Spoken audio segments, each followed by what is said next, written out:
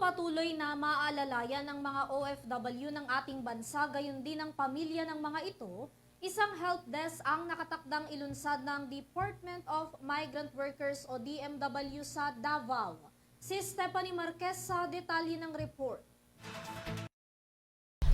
Maglulunsad ang Department of Migrant Workers at ang Provincial Government ng Davao Occidental ng mga help desk sa lungsod para sa komprehensibo at agarang tulong sa mga overseas Filipino workers at sa mga pamilya nito.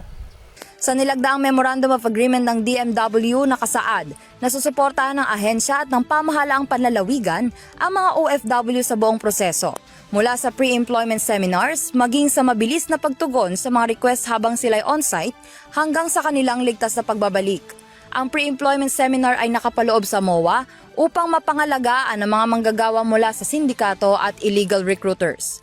Sa kabilang banda, hinimok naman ni Davao Occidental Governor Franklin Bautista ang kanyang mga nasasakupan na suportahan ng pangako ng pamahalaang panlalawigan na protektahan ang bawat OFW sa lalawigan.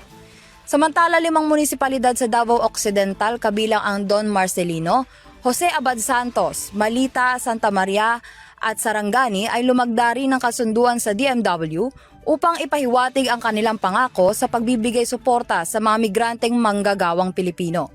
Para sa EuroTV News, ako si Stephanie Marquez, sumasaludo sa bawat Pilipino.